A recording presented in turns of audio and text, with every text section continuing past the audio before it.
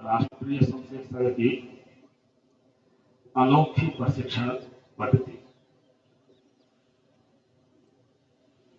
देश के अंदर द्वितीय वर्ष ये हो रहा है।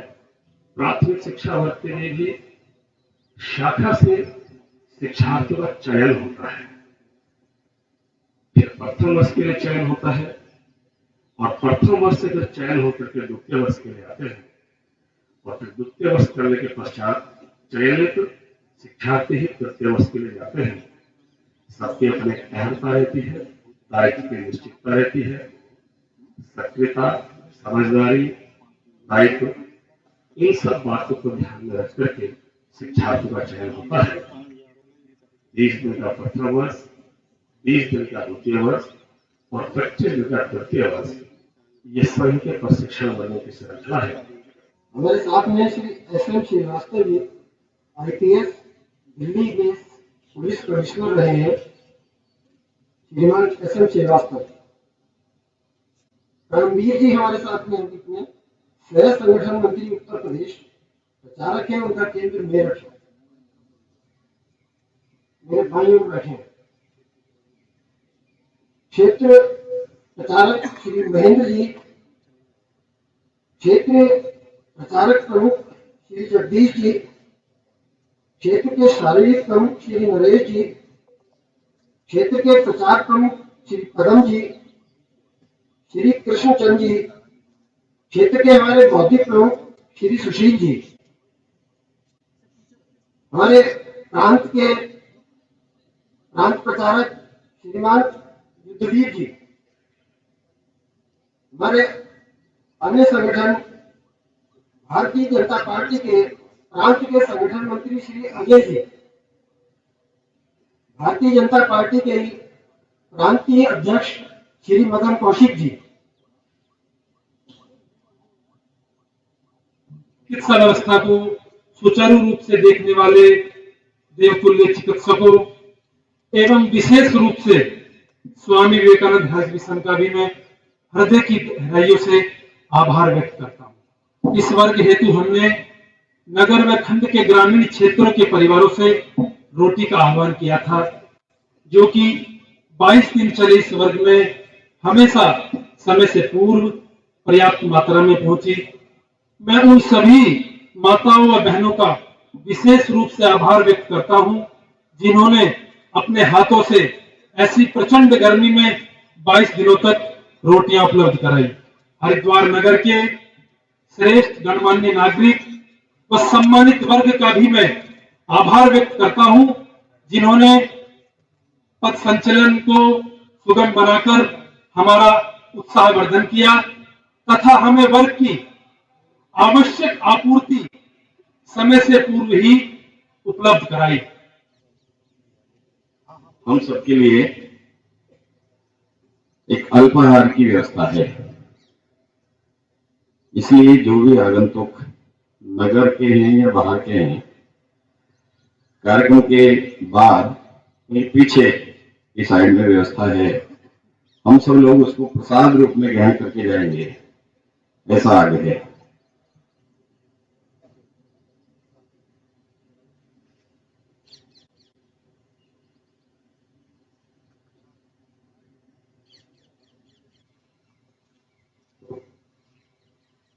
अधिकारी वृंद, पूज्य संत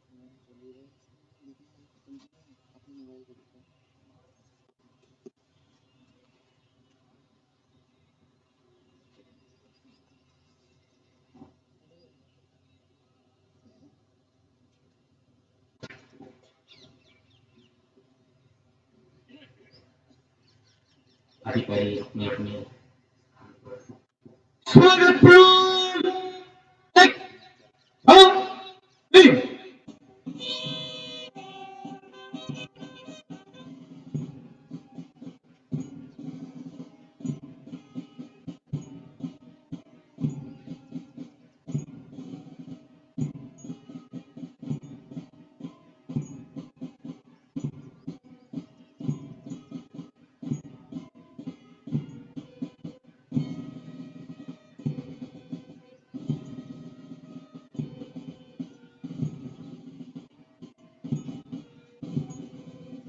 प्रणाम।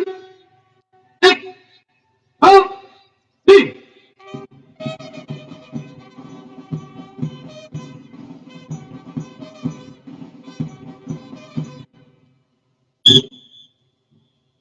नमस्ते सदा वत्सले मातृभूमे,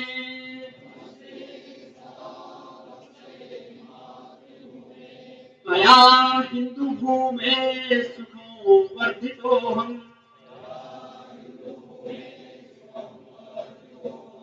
महामंगले पूर्य भूमे त्वदर्थे,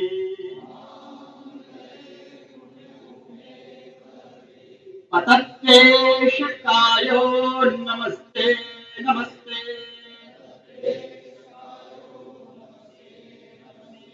प्रभो शक्तिमन् हिन्दुराष्ट्राङ्गभूता,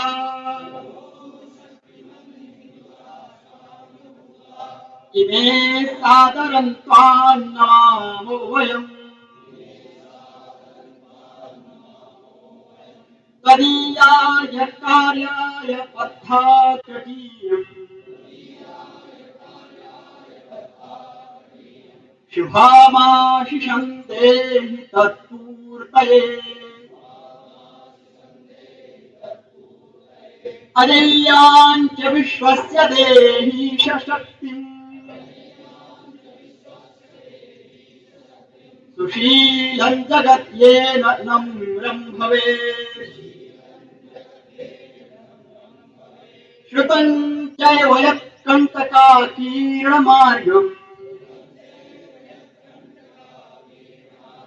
स्वयं स्वीकृतं नः शुभं कारयेत्।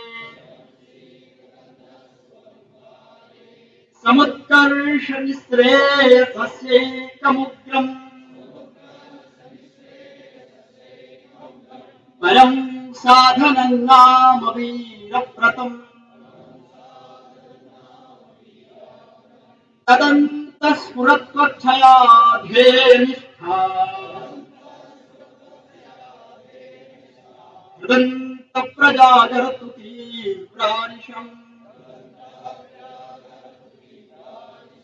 विजेत्री जनसंहताकारी शक्तिर्, विधायास्य धर्मस्य संरक्षणम्। परं वैभवं नेतुमेतत् स्वराष्ट्रम्, समर्था भवत्वाशिषा ते वृषम्। भारत माता की जय। ध्वजा प्रणाम। एक, दो, तीन। आगमो। सभी आगंतुक बंधु भगिनी अपना स्थान ग्रहण करें।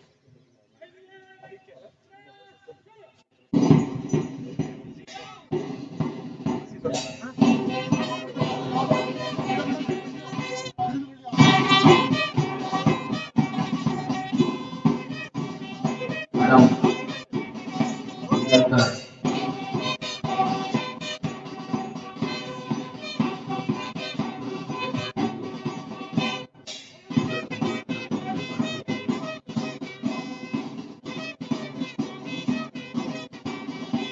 निरंतर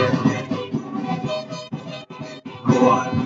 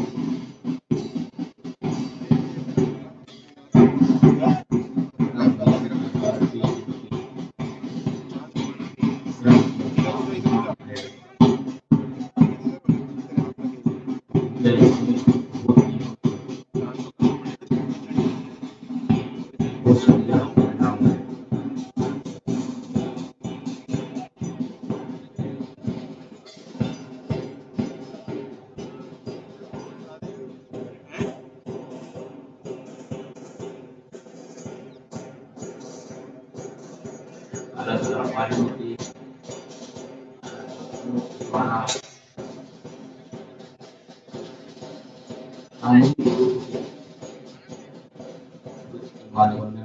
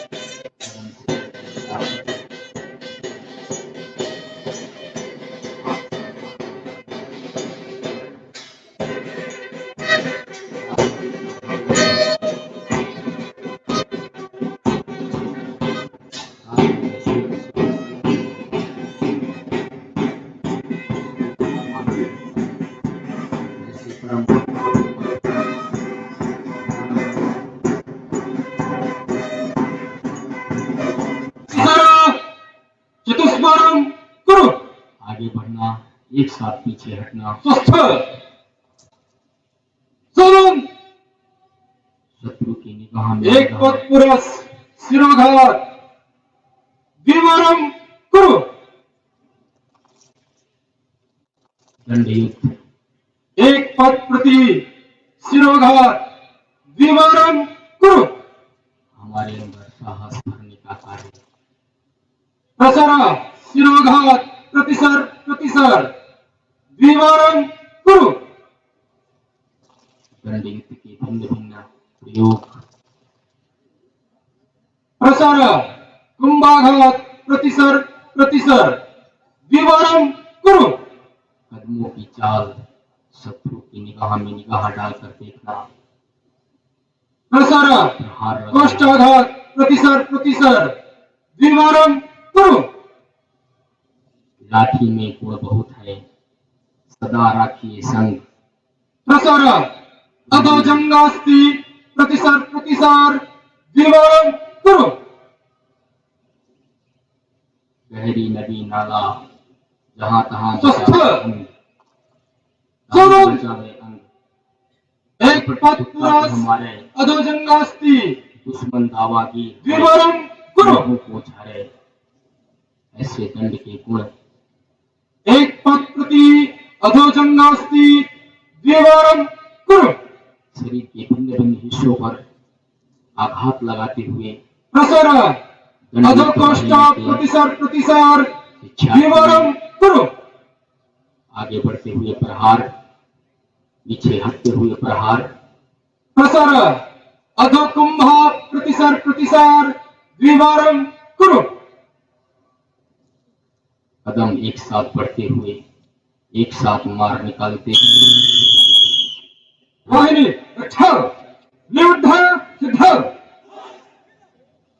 मुष्टि प्रहार सूर्य चक्र क्रमशः एक दो तीन चार पांच छह क्रमशः एक दो तीन एक साथ चार प्रहार, स्वस्थ एक साथ छह, साधन भूमिवंदन विभाग सह एक दो चमत्कार, तीन एक चार, प्रहार पांच से शत्रु का दमन, छह सात आठ भूमि की वंदना, भूमि वंदना, वियोग सिद्ध, मुष्टि प्रहार चतुष्क क्रमशः एक क्रमशः दो चारों दिशाओं में मुष्टि के द्वारा क्रमशः प्रहार, तीन क्रमशः चार एक साथ एक आवाज, मुष्टि प्रहार दो प्रकार दो क्रमशः एक क्रमशः दो पैरों से प्रहार, मुष्टि से प्रहार, पाद हस्त प्रहार चतुष्क शरीर को क्रमशः धक्का एक देने वाली आवाज, क्रमशः दो क्रमशः तीन पाद प्रहार, मुष्टि प्रहार और छह क्रमशः लेकर चारों दिशाओं में कार्य करते हुए नियुद्ध वाहिनी के स्वयंसेवक। प्रहार संजय धोरे चतुष्क क्रमशः एक। यह विधा भारत से भिन्न भिन्न देशों में गई, क्रमशः दो। जहाँ जूडो, कराटे, कुंफू, क्रमशः ताइक्वांडो तीन। भिन्न भिन्न नामों से जाना जाता है, परंतु क्रमशः चार। भारत की अति प्राचीनतम विधा योद्धा सिद्धल बिना शस्त्र के हम बहुत गुणवंदन प्रियंका गुरु।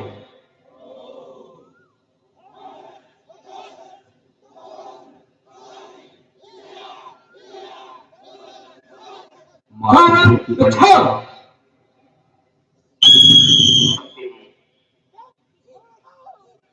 ऐसे प्रयोग पीठ पे प्रहार के करेंगे तो कैसे रोकेंगे, नासिका पे प्रहार होगा तो उसको हम कैसे रोकेंगे।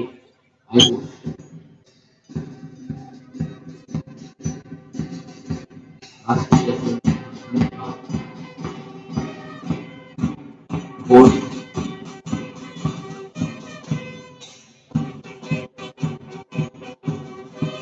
रचनाओं के माध्यम से हम प्रदर्शन को देखेंगे।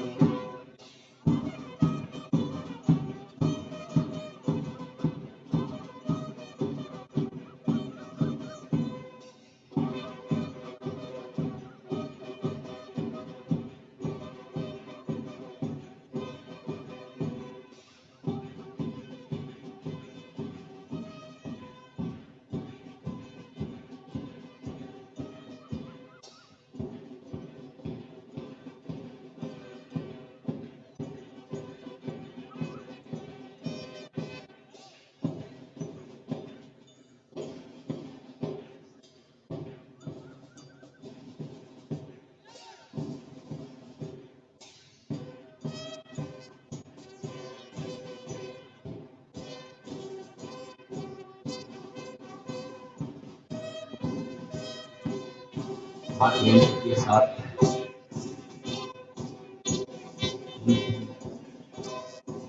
आकृति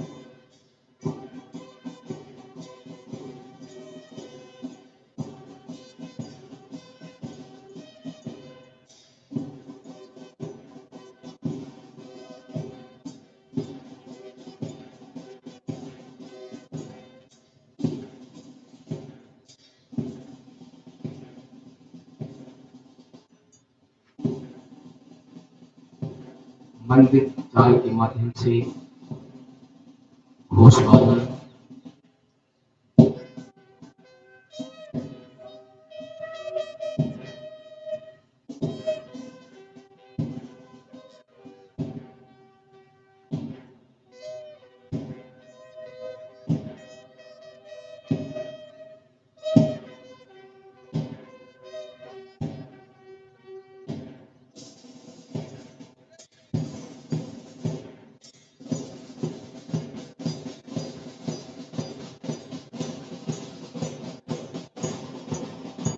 घोष की साधुता, घोष का प्रदर्शन,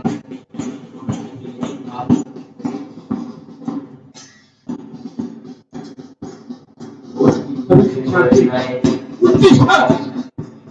मीरा अपने निष्ठे दाहिनी ओर रखेंगे।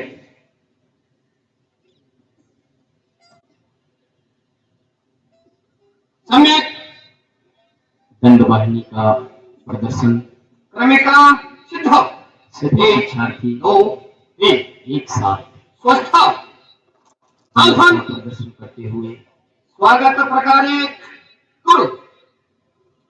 दंड संचालन से स्वागत, प्रहार सिद्ध 1 2 प्रहार प्रक्रम क्रमशः 1 आगे दो, बढ़ते हुए प्रहार 3 4 5 6 प्रहार अपक्रम क्रमशः 1 पीछे हटकर प्रहार 3 लेकिन निकलने सामने 5 6 एक साथ क्रमिका सिद्ध दंड 1 घुमाते 2 हुए सम्यक एक साथ संचालन शिरोमार क्रमिका 1 कुरु स्थिति 1 2 1 शिरोमार क्रमिका 2 कुरु स्थिति 1 भिन्न 2 भिन्न प्रयोग, 1 अर्ध वृत्त शिरोमार कर्मिका 1 एवं शिरोमार कर्मिका 2 सावधान वाम स्थिरांतर प्रयोग प्रयोगों को कुरु देख रहे हैं। स्थिति 1 2 3 दक्षिण स्थलांतर प्रयोग कुरु 1 2 छलांग और मार लगाते हुए आगे बढ़ना, पीछे हटना, सावधान स्थलांतर के प्रयोग, प्रहार सिद्ध 1 2 प्रति प्रसार प्रहार मार प्रयोग क्रमशः 1 दंड हमारी कलाई को मजबूत करता है, मन को मजबूत करता है। क्रमशः 2 आगे पीछे एक, हटते 2 हुए प्रहार प्रहार, क्रमिका सिद्ध 1 2 भेद सिद्ध 1 2 भेद मार, भेद प्रभेद प्रयोग कुरु आगे की ओर मार, पीछे की ओर मार, भेद प्रभेद, पूजा सूर्य के दंड पे कंठ पे 2 इसकी 1 मार, आक्रम स्वस्थ हमने दंड आक्रम संज्ञा स्कंद 1 2 एक आवाज के साथ 4 एक जैसी गति, सामूहिक क्षमता प्रयोग 1 करो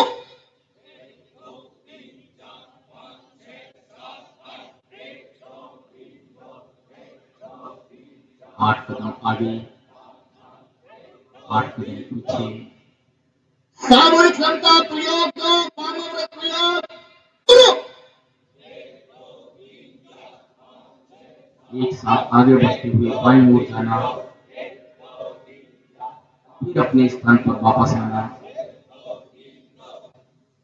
सामूहिक क्षमता प्रयोग 3 दक्षिण व्रत प्रयोग करो संगच्छध्वम संवदध्वम शंभो मनांसि जानताम देवा भागम यथा पूर्वे संजाना न उपासते। सामूहिक क्षमता प्रयोग 4 दक्षिण वामव्रत प्रयोग करो अपना अपना प्रयोग करते हुए सभी शिक्षार्थी अलग अलग दिशाओं में जाकर भी हम एक हैं। संघ अच्छा भुज दंड 1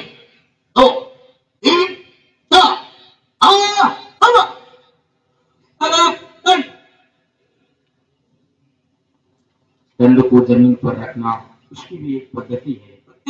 उस पद्धति से दंड को रखना।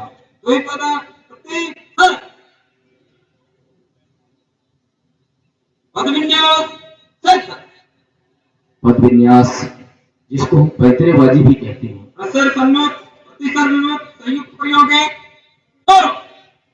कैसे कदम को आगे बढ़ाना, कैसे चपलता के साथ कदम पीछे ले जाना।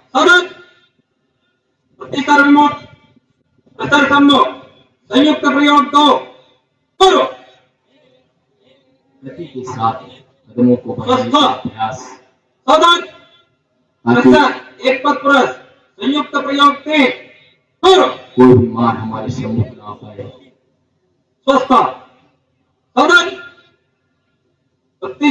एक पद प्रति संयुक्त प्रयोग 4 पीछे हटते हुए पीछे की ओर बढ़ना, लेकिन निगाहें शत्रु के साथ आंखों में आंख डालकर देखना ताकि कोई भी आघात हमारे ऊपर ना आ पाए। चतुष्क संयुक्त प्रयोग 5 क्रमशः 1 पद विन्यास के प्रयोग से आगे बढ़ते हुए पूरे व्रत करते हुए क्रमशः 4 चारों दिशाओं में यह काम किया। सूर्यव्रत, अर्धव्रत, पूर्णव्रत, अर्धव्रत संयुक्त प्रयोग 6 क्रमशः 1 चारों दिशाओं का काम पद विन्यास की स्थिति में आगे की ओर, क्रमशः 3 पीछे की ओर, क्रमशः 4 और अर्ध का प्रयोग। सावधान यष्टि सिद्ध 1 2 यष्टि प्रयोग 1 प्रयोग कर चिरुबड़ी के नाम से भी जानते हैं। राष्ट्रीय स्वयंसेवक संघ के शारीरिक विभाग में सावधान यष्टि प्रयोग 2 प्रयोग कर अभी 4 वर्षों से इसको जोड़ा गया है।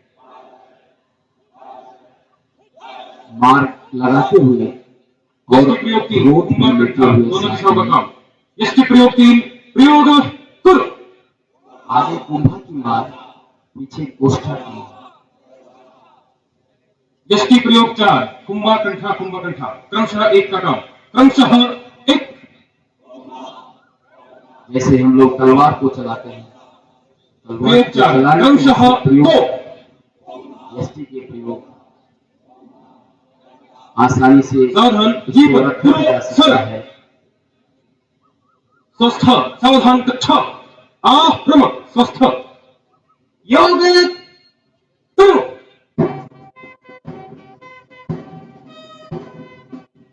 घोष के प्राणों के साथ एक साथ आसमान की ओर उठते हुए हाथ राष्ट्र के निर्माण की नवीन कल्पना को लेकर उठते हुए हाथ एक साथ, एक गति, एक मन के सारे भाव एक, मन का यही भाव योग 3 परमवय भवन में ऐसे भाव से दोनों दिशाओं में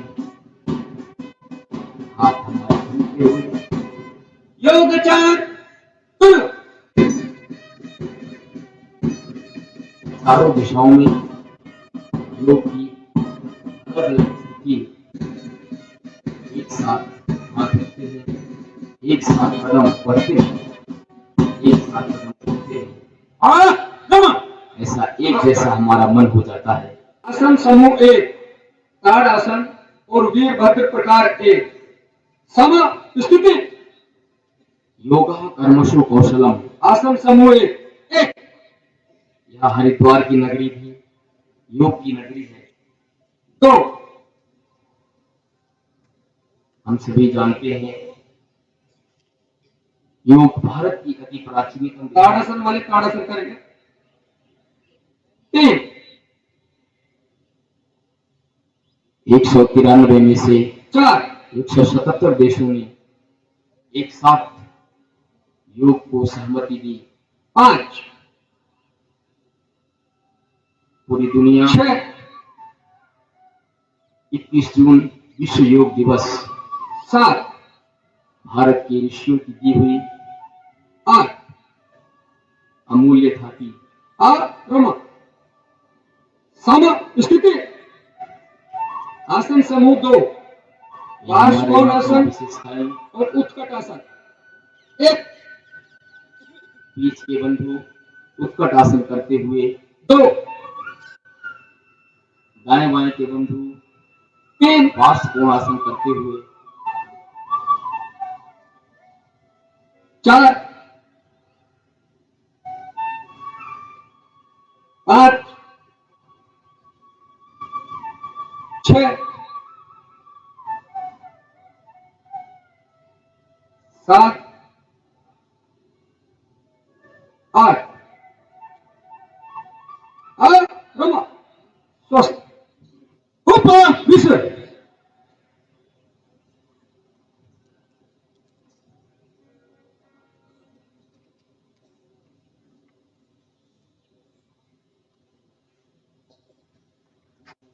मैं आपके सम्मुख मंच परिचय एवं वर्ग प्रतिवेदन इस निमित्त खड़ा हुआ हूँ।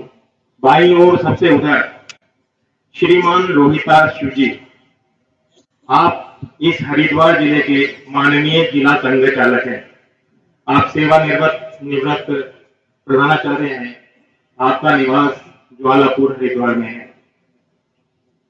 मेरे बिल्कुल बराबर में श्रीमान दिनेश सेमवाल जी, आप इस वर्ग के जो वर्ग चल रहा है इसके सर्वाधिकारी हैं। पूरे 22 दिन तक आप ही के मार्गदर्शन में ये पूरा कार्यक्रम, पूरा प्रशिक्षण चला। ऐसे मान्य सर्वाधिकारी हैं। राजकीय विद्यालय में आप शिक्षक हैं। आपका निवास ऋषिकेश में है। राष्ट्रीय स्वयंसेवक संघ उत्तराखंड प्रांत, इस प्रांत के आप प्रांत कार्यवाह हैं।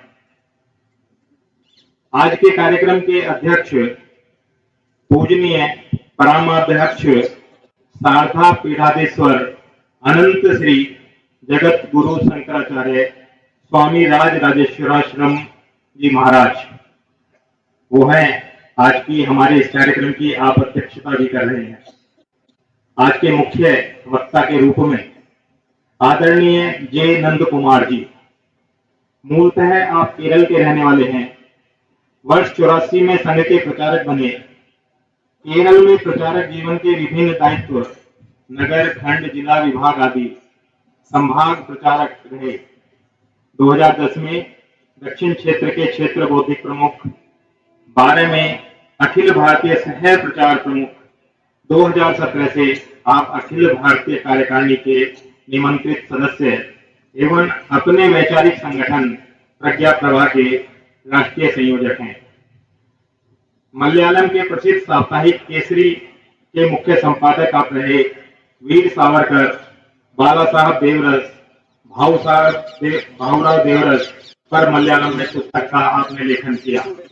इसके अलावा अन्य कुछ पुस्तकें Hindutva for the changing times, Swaraj act 75, लोक बियॉन्ड होप, इस प्रकार के कुछ लेखन की आपकी पुस्तकें हमारे मार्गदर्शन के लिए उपस्थित हैं।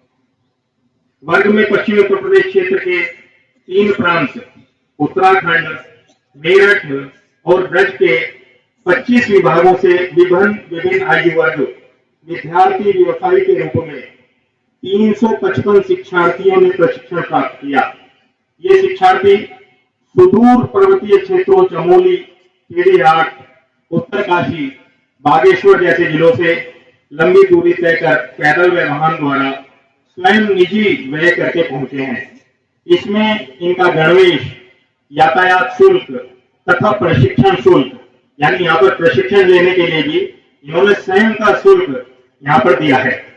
इस समय इस प्रतिवेदन के पश्चात मैं आज के इस कार्यक्रम के अध्यक्ष पूजनीय शारदा पीठाधीश्वर जगत गुरु शंकराचार्य जी से निवेदन करता हूं कि आप अपना मार्गदर्शन देकर हम सबको अनुग्रहित करें।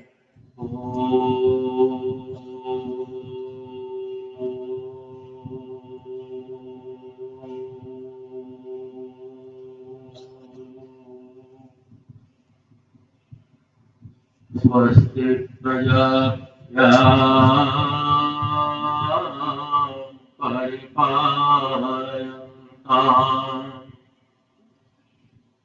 न्यायेन मार्गेण महीं महिषः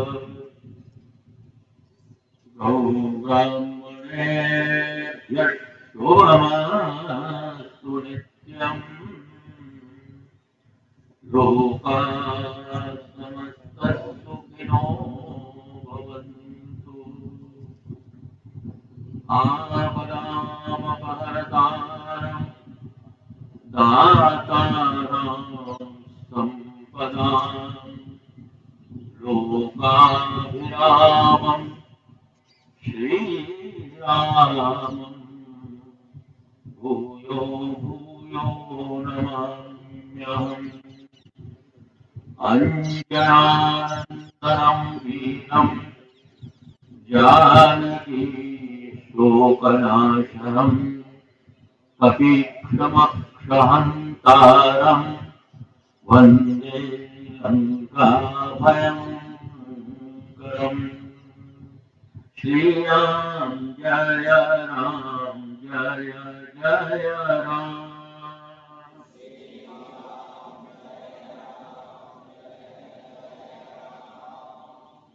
जय जय राम जय जय राम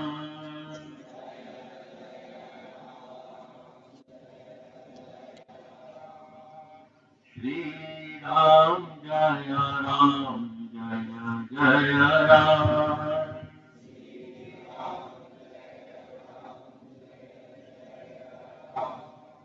धर्म की अधर्म का प्राणियों में विश्व का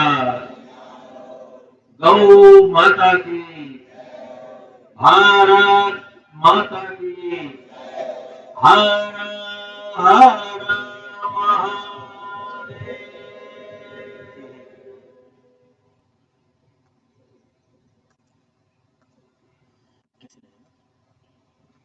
इस देश में बहुत सारे विद्यालय चलते हैं, बहुत प्रकार के विद्यालय चलते हैं और उन सब अपने अपने विद्यालयों की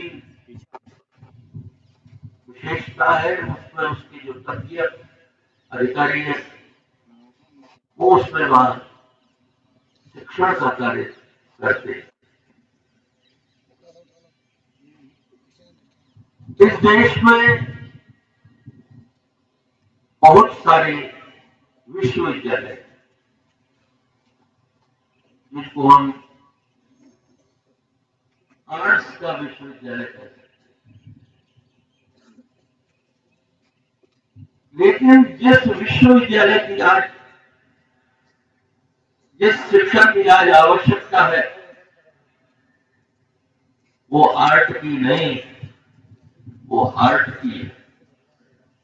और राष्ट्रीय स्वयंसेवक संघ एक यूनिवर्सिटी ऑफ हार्ट, हृदय परिवर्तन करने वाला, हृदय को राष्ट्र और समाज के लिए समर्पित करने वाला, संस्कार देने वाला ऐसा एक विश्वविद्यालय। आप हम सबका सौभाग्य है कि उस विश्वविद्यालय के हम सब छात्र हैं। राष्ट्रीय स्वयंसेवक संघ कोई आंदोलन नहीं है, राष्ट्रीय स्वयंसेवक संघ कोई परिवार नहीं है, कोई दल नहीं है। राष्ट्रीय स्वयंसेवक संघ परिवार है और ये जो परिवार की कल्पना है, इसी कल्पना से हमारा सनातन धर्म आज तक इतने सारे आक्रमण हुए, इतने आक्रांत आए, शक आए, यवन आए, हूण आए, सबने आक्रमण किया, लेकिन हमारी भारतीय सनातन हिंदू धर्म की संस्कृति को कोई उसका बाल बांका भी नहीं कर पाया। उसका कारण था हमारी परिवार संस्कृति, परिवार में दूसरे का दर्द देखना। आज समय बदल रहा है। मुझे तो दत्तोपंत ठेंगड़ी जी की वो बात याद आती है कि 21वीं शताब्दी हिंदुत्व की शताब्दी होगी, और आज वास्तव में सारे विश्व में हिंदुत्व जिस स्वाभिमान और सम्मान के साथ जितनी चुनौतियों को सहन करता हुआ खड़ा हुआ है, और जिस प्रकार के कार्य हिंदुत्व के जागरण के संघ और संघ से संबंधित जो संगठन है उनके माध्यम से जो हुआ है, वो निश्चित रूप से एक बहुत ही श्रेष्ठ कार्य है। जाग उठा है आज देश का वह सोया अभिमान, वह सोया अभिमान। परम पूज्य शारदा पीठाधीश जगत गुरु शंकराचार्य महाराज, माननीय सर्वाधिकारी जी, माननीय हरिद्वार जिला संचालक जी, कार्यक्रम में पधारे पूज्य संतवृंद, अतिथि गुरुजन, संघ के अन्य अन्य पदाधिकारीगण, वर्ग के 20 दिन के तपस्या लगभग पूरा करके कल दीक्षांत समारोह के बाद अपने अपने कर्म क्षेत्र में, कार्य क्षेत्र में वापस जाने के लिए कटिबद्ध होकर यहाँ उपस्थित सभी शिक्षार्थी बंधु, शिक्षक, प्रबंधक, सबको मेरा विनम्र वंदन।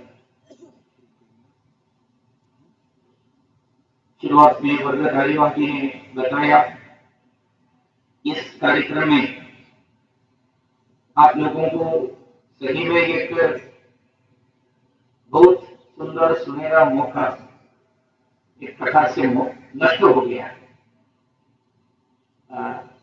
माननीय सरकारी वर्ग का उद्बोधन आपको मिलने वाला है, लेकिन संघ का भी अखिल भारतीय दृष्टि पर कुछ अनिवार्य कार्यक्रम में उपस्थित होने की आवश्यकता अचानक आई, इसलिए माननीय दत्ता जी को कल रात को ही यहाँ से निकलना पड़ा। इसलिए एक विकल्प के रूप में मैं संघ के आदेश को पालन करने के लिए मैं यहाँ आपके सम्मुख खड़ा हूं। एक आनंद की विषय शुरुआत मेरी आपसे मैं साझा करूंगा। पूजनीय अध्यक्ष जी, मैं बताने की जरूरत नहीं, आप लोग हरिद्वार निवासी लोग थे, मेरे से भी ज्यादा अच्छी तरह पूज्य शंकराचार्य जी को आप सभी को मालूम है। भौतिक से ही उनका जो प्रवचन से ही आपको पता चला। मैं प्रचारक करने के लिए बहुत साल पहले संघ के काम किए हुए हैं। अन्य क्षेत्र में इस हिंदू स्वत्व को जगाने के लिए अभी भी कर रहे हैं दूसरे क्षेत्र से। ऐसे एक परिचित, संघ से परिचित और संघ का ही एक पूज्य संत के उद्बोधन सुनने के बाद, क्योंकि संघ के बारे में क्या बताना है ये भी उन्होंने बताया है, हिंदुत्व के बारे में भी क्या बताना वो भी आप हमारे सम्मुख रखें, इसलिए ज्यादा विस्तार से उन्होंने बताया ना, एक बहु दिक्कत आपको देने के लिए मैं नहीं तैयार। आज इस कार्यक्रम की शुरुआत में आप लोग देखे होंगे, सामान्यतः संघ शिक्षा वर्ग के कार्यक्रमों में, समारोह कार्यक्रम में डॉक्टर जी गुरु जी के चित्र के अलावा किसी चित्र सामान्यतः रखते नहीं भारत माता जी के। आज 1674 में 1674 यानी आज से 348 साल पहले 348 years before ज्येष्ठ शुद्ध त्रयोदशी के दिन पर छत्रपति शिवाजी हिंदू पद बादशाही रूप में उस समय के माहौल एकदम हिंदुत्व के खिलाफ था। चारों ओर हिंदुओं के ऊपर आक्रमण चल रहा था। सल्तनत और आदिलशाही, कुतुबशाही, इस प्रकार अलग अलग प्रकार के मुगल मुसलमान आक्रामकारों के सत्ता चल रहे थे, किंतु उनको उनके इज्जत को पालन करने के लिए, रक्षा करने के लिए जसिया जैसा कर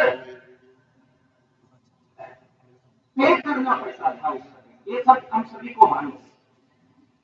हिंदुओं की स्थिति उस समय, क्या हम उस प्रकार के भयंकर एक आक्रमण से बच सकते हैं क्या? ऐसा स्थिति था उस समय। छत्रपति शिवाजी एक प्रकार से शिव के अवतार के रूप में भारत के अंदर महाराष्ट्र में उनका जन्म हुआ और उनके प्रयास के सामान्य परिवार में, हम सभी को मालूम है, सामान्यतः हिंदुत्व के खिलाफ बोलने वाले लोग बताते हैं हिंदू पूरा सवर्ण आधिपत्य का है, हायर क्लास सोसाइटी, ब्राह्मण लोग, क्षत्रिय लोगों के सत्ता है, हाँ वो मानने वाला है, पिछड़े हुए जाति वर्ग का कोई स्थान नहीं। ऐसा हिंदुत्व के ऊपर, भारत के ऊपर शिकायत करने वाले लोग कहते हैं। लेकिन अगर भारत के बारे में, भारत के इतिहास के बारे में, हिंदू इतिहास के बारे में देखा है तो चार बातें हम सभी को मालूम है। हम सब बहुत गर्व महसूस करते हैं चार बातों के ऊपर। बहुत सारे विषय हैं चार बातों के बारे में। दो महत्वतम पुस्तक ग्रंथ के बारे में, दो महान व्यक्तियों के बारे में। ग्रंथ हम सभी को मालूम है, रामायण और महाभारत। ये दोनों कौन क्या है? सही में जब तक रामायण और महाभारत रहेंगे तब तक भारत जिंदा रहेगा, ऐसा हम कहते हैं। लेकिन वो महाभारत लिखने वाले वेदव्यास जन्म के आधार पर जाति का जो चिंता हम सब करते हैं, तो कौन सी जाति का था? उनके माता जी कौन थे? सामान्यतः भारत में माता से जाति करते हैं, जाति का जो हम फॉलो करते हैं सामान्य। ऐसा है तो एक मछुआरे परिवार के व्यक्ति थे वेदव्यास, कृष्ण द्वैपायन, उस दृष्टि पर देखा है। दूसरा, महाभारत के बारे में भी आप सभी सुना है, रामायण के बारे में बात नहीं की। केवल निशान वर्ग का पहले जो मैंने बताया, महाभारत के बारे में देखा है तो वेदव्यास। दो महान व्यक्ति, दूसरा राजा, एक तो चंद्रगुप्त मौर्य। चंद्रगुप्त मौर्य कौन से उच्च जाति वर्ग के व्यक्ति थे? भारत के अंदर मौर्य साम्राज्य के, हिंदू साम्राज्य स्थापना करने वाले चंद्रगुप्त मौर्य मुरा इस नाम से जाने जाते थे। एक जिप्सी घुमंतु जाति वर्ग के महिला के पुत्र थे। घुमंतु जाति वर्ग के कौन सी जाति है? मुरा वही। छत्रपति शिवाजी ने अगर देखा है तो सामान्य माता जी जीजा भाई का जो अगर कास्ट देकर, जाति देकर गया है तो वो भी उस प्रकार का। लेकिन भारत के अंदर किसी व्यक्ति को जाति के आधार पर मान्यता देते हैं, गर्व देते हैं, आदर देते हैं, ये स्थिति नहीं था शुरुआत से। उनके कर्म को देकर हम आदर देते हैं। इसलिए भगवान भगवत गीता में ऐसा कहा था, गुण कर्म विभागशः चातुर्वर्ण्यं मया सृष्टं गुण कर्म विभागशः। गुण और कर्म के आधार पर हम मान्यता देते हैं। कौन से परिवार में, कौन से पिता के पुत्र, कौन से माता के पुत्र, कौन से परंपरा से, ये बिल्कुल हम नहीं देखते। ऐसे छत्रपति शिवाजी स्वयं परिश्रम से, एक प्रकार से स्वयमेव मध्येंद्र का, उस प्रकार शून्यता से एक साम्राज्य, ये पूरे इस्लामिक आक्रांताओं के साथ लड़ते हुए, संघर्ष करते हुए, वो संघर्ष के बारे में मुझे स्वामी विवेकानंद जी ने एक बार बताया था। स्वामी जी एक बार उनके शिष्य लोगों के साथ बात करते रहते थे। उसमें डॉक्टर मंजुंडराव करके एक शिष्य भी थे। आप में से विवेकानंद विवेकानंद जी का जो समग्र साहित्य समग्र सब पढ़े हुए लोग नंजुंडराव जी का लेक्चर जरूर पढ़े होंगे। बहुत अच्छा निकट शिष्यों में, ग्रस्त शिष्यों में नंजुंडराव जी और सभा में प्रवेश करने के समय विवेकानंद जी एक प्रकार से भाव समाधि में जाकर बात करने के जैसा एक कविता गुनगुनाते थे। वो कविता भूषण कवि की, भूषण कवि उस जमाने के कवि थे छत्रपति शिवाजी के समय का।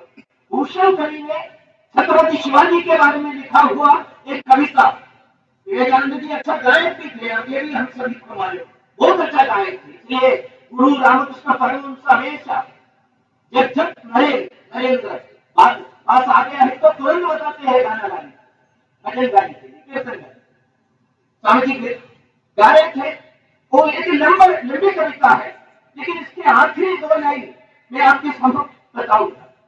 मैं कोट करता हूं, आज के माहौल पर ये पूरा कविता सुनकर किसी मजहब के खिलाफ मैंने बताया, निंदा किया, ऐसा करके केस आ जाएगा क्या मुझे पता नहीं, लेकिन ये तो कहने वाला, कोट करने वाला स्वयं स्वामी विवेकानंद, लिखने वाला भूषण कवि, इसलिए मैं पूरे हिम्मत के साथ ये गा रहा हूं।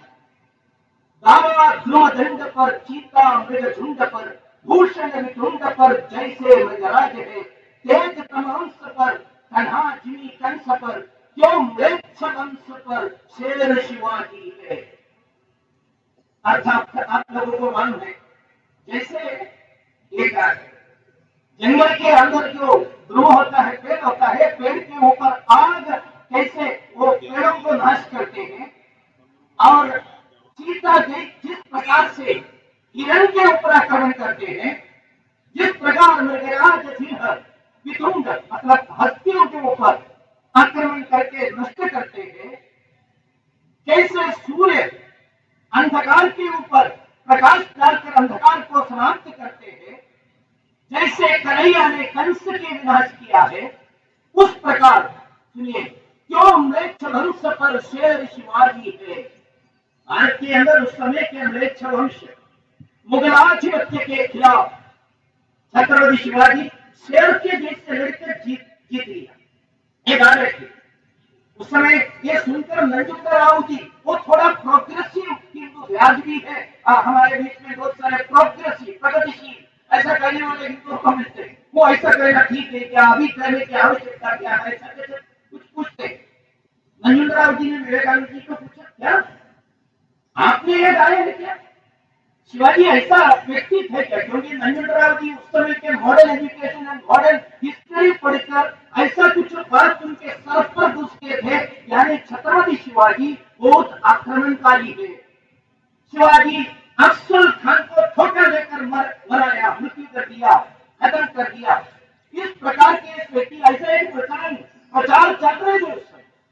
आप में से कुछ लोगों को जरूर मालूम होगा, none other than Jawaharlal Nehru ji भी उस जमाने में ऐसा कहते थे। इन 1936 जवाहरलाल नेहरू जी ने एक बयान दिया, I can't agree every act of Chhatrapati Shivaji, he killed Afzal Khan, एक प्रकार से बिट्राई करके थी।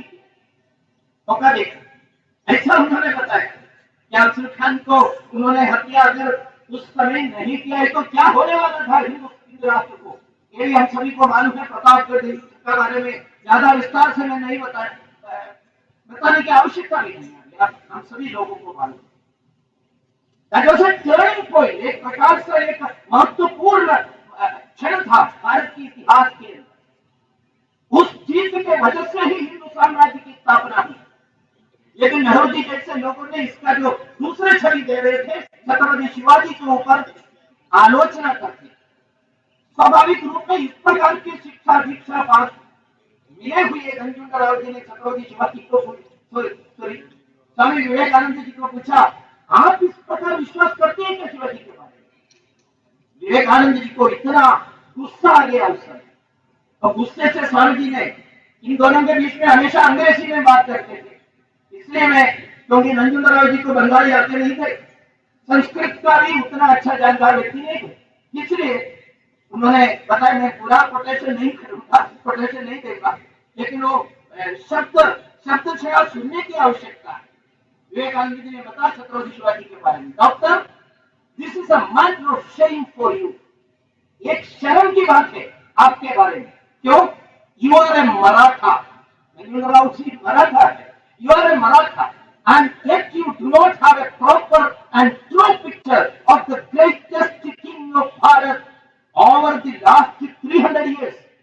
ये तो 300 साल के अंदर इतना महान एक राजा हिंदू राष्ट्र में नहीं हुआ है। ऐसे हिंदू राजा आपके महाराष्ट्र में जन्म हुए एक मराठा वीर, वीर हिंदू वीर के बारे में आपको अगर जानकारी नहीं है तो शर्म, shame on you, ऐसा उन्होंने बताया। Shivaji is like a god और एक पर्सोनिफाइड डिवाइन इनकार्नेशन, एक अवतार था, अवतार शिवजी का अवतार था शिव जी, ऐसा उन्होंने बताया। और बाद में उन्होंने बताया उस समय के महाराष्ट्र के लोग, महाराष्ट्र के विद्वान लोग एक भविष्यवाणी करते थे। भविष्यवाणी क्या था? भारत की रक्षा के लिए, हिंदू संस्कृति के रक्षा के लिए एक महान विभूति का जन्म होने वाला है, ऐसा प्रचार था उस भविष्यवाणी को सत्य ऐसा साबित करते हुए शिवाजी का जन्म हुआ। आगे चलकर मैं पूरा वो आप सभी लोग, मेरे ख्याल से सभी लोग कंटेस्ट करने लायक एक कोटेशन है स्वामी विवेकानंद ने छत्रपति शिवाजी के बारे में बताया था। उन्होंने बताया फिर बात में, मैं अंतिम सेंटेंस बताऊंगा, ये प्रोटेक्टर ऑफ हिंदू धर्म, हिंदू धर्म के रक्षक and of those standing up against the dharma of the म्लेच्छास, ये शब्द प्रयोग स्वामी विवेकानंद जी ने बताया। म्लेच्छ लोगों के खिलाफ, उनके अधर्म के खिलाफ धर्म की रक्षा करने के लिए शिवाजी ने जो काम किया है, adharma of the mlecchas was going to be born, वो जन्म होने वाला था, वही था Shivaji. What a leader, what a saint, what a devotee, what a king greater than Shivaji was ever born। क्या शिवाजी से भी बड़ा एक नेता जन्म हुआ है क्या भारत के अंदर? दूसरा शब्द प्रयोग देखिए, स्वयं एक सन्यासी बता रहे, शिवाजी से बड़ा एक सन्यासी का जन्म हुआ है क्या भारत के अंदर? क्योंकि छत्रपति शिवाजी हिंदू पद पादशाही बनने के तुरंत बाद क्या किया है आप सभी को मालूम है। पूरे वो हिंदू राष्ट्र के प्रतीक के रूप में उन्होंने कुछ मिट्टी के कपड़े के अंदर बांध करते हुए उनके गुरुवर समर्थ रामदास जी के पद चरणों के ऊपर जाकर तो समर्पण किया और बताया ये पूरा ये राज्य आपका है, आप सत्ता पालन करो, ऐसा बताया। इतना निर्लिप्त पूरा राज्य मिला, देश पूरा उनके हाथ में आ गया, छत्रपति बन गया, फिर भी सत्ता की लोलुपता नहीं थे, निर्लिप्त थे। इसलिए विवेकानंद जी कहते हैं इससे बड़ा एक शिवाजी के बड़ा एक सैन्य नहीं है, सन्यासी नहीं। ये सब बताने के बाद वो फिर एक और बात बता रहे हैं, He gave shape to future generations of India। Bharat के भविष्य को उन्होंने रूप दिया है, भारत के भविष्य। He had a dream of unity। This sentence is very much specific, important, बहुत महत्वपूर्ण एक सेंटेंस है। समझी कहते हैं He had a dream, he means Chhatrapati Shivaji एक सपना देखते थे। कौन सा सपना? Uniting the kingdoms of India into अखंड भारत। देखिए ये शब्द प्रयोग भी ध्यान से सुनना चाहिए। पहला शब्द इंडिया, यानी इंडिया के अंदर जितना ही राज्य है, किंगडम्स है, राजवंश है, सभी को एकत्रित करके एक अखंड भारत स्थापना करने के लिए सपना देखे हुए ऐसे व्यक्ति के छत्रपति शिवाजी, ऐसे व्यक्ति के बारे में आपको जानकारी नहीं है क्या? शर्म है, ऐसा उन्होंने शिष्य को बताया था। उस प्रकार के छत्रपति शिवाजी का शिवराज्यारोहण का 348वां वर्ष का सेलिब्रेशन कल होने वाला है, लेकिन हम सभी को दीक्षांत समारोह कल होने के नाते अपने अपने शाखा में वापस जाकर हिंदू साम्राज्य देने का जो आयोजन करने का अवसर नहीं है, इसलिए इस कार्यक्रम में छत्रपति शिवाजी के जो चित्र के सामने हमने पूज्य स्वामी जी ने दिया जलाया, हम सब इसका जो अनुस्मरण थोड़ी बात कहना है, ऐसा बहुत ही दुर्भाग्य से बताया, इसलिए मैं बताया। एक स्वराज्य, स्वराज्य यानी क्या है? स्व के आधार पर राज करने की व्यवस्था छत्रपति शिवाजी ने किया। हाँ, शिवाजी का जो राज्य सुराज्य भी था, सुराज्य होने के नाता गुड गवर्नेंस होने के कारण क्या है, it was on the basis of selfhood, स्व, भारत के स्व के आधार पर। भारत का स्व यानी क्या है, वो इस राष्ट्र के मार्ग, जीवन शैली, जीवन का जो मार्ग, वे ऑफ लाइफ है, उसका दूसरा नाम है हिंदुत्व।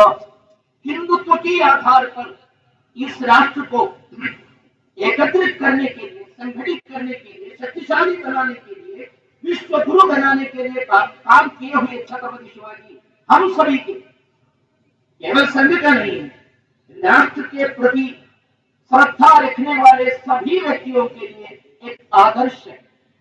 ऐसे महान छत्रपति शिवाजी, यहाँ जो गुड गवर्नेंस, मैंने जो बताया, सुराज्य का जो व्यवस्था, गवर्नमेंट का डिफरेंट डिपार्टमेंट्स, आर्थिक व्यवस्था, भारत के हिंदू राष्ट्र के सैनिक व्यवस्था को एक प्रकार से स्वतंत्र करने के लिए उन्होंने कोशिश किया। स्वराज्य यानी क्या है, इसका परिभाषा दिया पूरे विश्व के सामने। हिंदू स्वराज यानी इसका एक फिलोसॉफिकल एक्सप्लेनेशन उन्होंने दिया।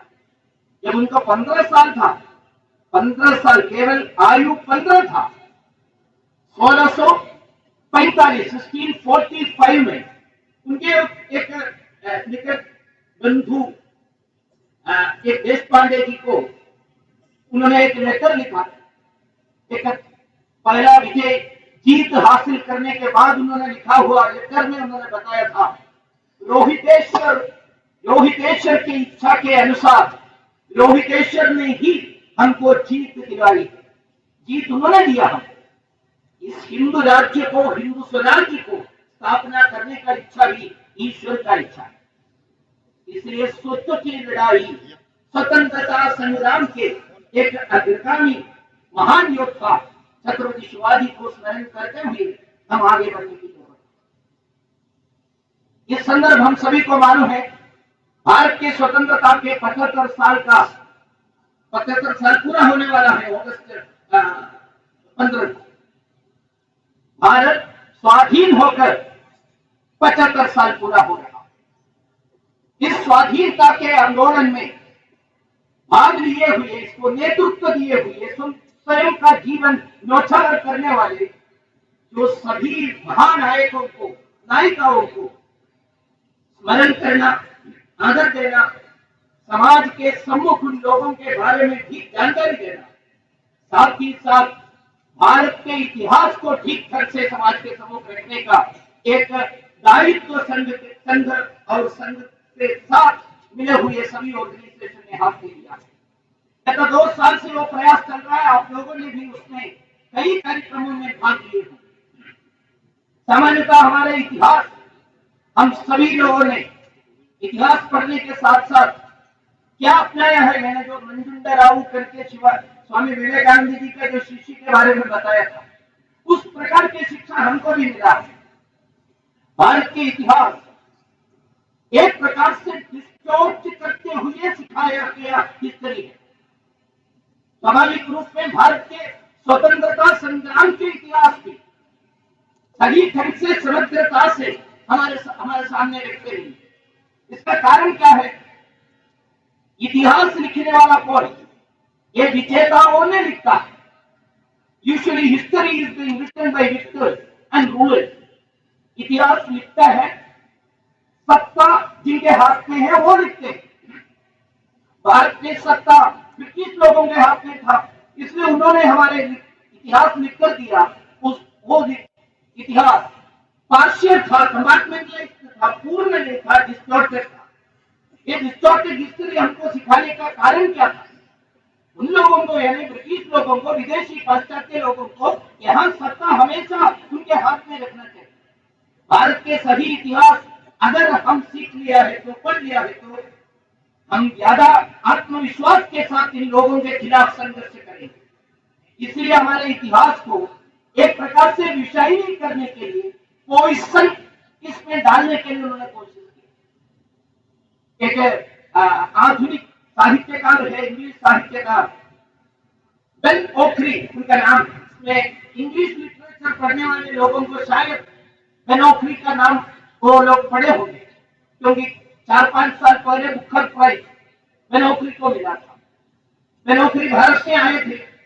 भारत में आकर दिल्ली में एक कॉन्फ्रेंस के बीच में किसी एक पत्रकार ने उनको पूछा, एक प्रकार से भारत के इतिहास और आपके अफ्रीका, वो नाइजीरियन है, इसलिए अफ्रीका के इतिहास में बहुत सारे समानताएं हैं। यहाँ भी इतिहास को डिस्टोर्ट करने के लिए प्रयास किया, आप लोगों वहां भी इतिहास को डिस्टोर्ट करने का प्रयास किया, आपका इसके बारे में मत क्या है, ऐसा पूछा। मैं नौकरी जो ब्लैक है, काला वंश का है, उन्होंने हंसकर एक उत्तर दिया, एक महत्वपूर्ण कोटेशन उन्होंने दिया। I quote, to poison a nation poison its stories. एक देश को नष्ट करना है तो पहला काम क्या करना, उनके कहानी मतलब इतिहास को, इतिहास के अंदर विष डालना है, जहर डालना है। जहर डाल दिया है तो क्या होता है, वो कहते हैं इतिहास अगर पॉइजनाइज्ड हो गया है तो वो देश और पूरे राष्ट्र पॉइजन होगा, डिमोरलाइज्ड होगा, इट बिकम डिमोरलाइज्ड, अनैतिक अधार्मिक बन जाएगा। अनैतिक बन गया है तो क्या होगा, वो अनैतिक राष्ट्र स्वयं अनैतिक कहानी बताना प्रारंभ करते। इस राष्ट्र को मजबूत करने का विषय बताया था, इसलिए हमको प्रतीकों को, सिंबल्स को उन्होंने दिया था, राष्ट्रगान दिया था, राष्ट्रगीत दिया था, राष्ट्रध्वज दिया था, राष्ट्रभाषा दिया था। मैं वो नेता को नाम में, संघ के भौतिक में वो नाम बताने की आवश्यकता क्या है, उस प्रकार के नाम बताने लायक भी नहीं है, इसलिए नहीं बताओ, नहीं बताओ। उनको पूछना चाहते हैं, अगर भारत राष्ट्र नहीं है तो राष्ट्र के ध्वज की आवश्यकता क्या है, राष्ट्रगान की आवश्यकता क्या है, राष्ट्रगीत की आवश्यकता क्या है, राष्ट्र की भाषा की आवश्यकता क्या है, तो कॉन्स्टिट्यूशन का भी आवश्यकता क्या है भैया। इस प्रकार क्या डिमोरलाइज्ड स्टोरी स्वयं बताते हैं, ये नौकरी बताया ना, ये है। और अंत में उन्होंने बताते हैं इस प्रकार के कहानी स्वयं बताते बताते it will leads into A complete psychic destruction. एक प्रकार से मानसिक बौद्धिक विनाश के ओर राष्ट्र चलेंगे। इसे बचाने का उपाय क्या है, उपाय एक ही है, सही इतिहास पढ़ना चाहिए।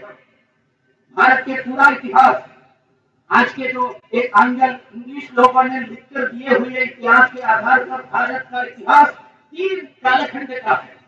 एक तो एंशियंट यानी प्राचीन भारत, दूसरा मध्यकालीन भारत, तीसरा आधुनिक भारत।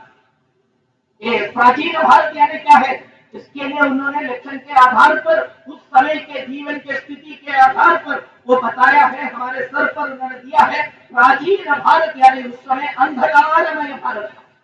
तो उस समय के हिंदू लोग आपस में लड़ते थे, काटते थे, जाति वर्ग के आधार पर संघर्ष करते थे, पर संस्कार था, संस्कृति था, इसलिए वो कहते हैं वो अंधकार युग है।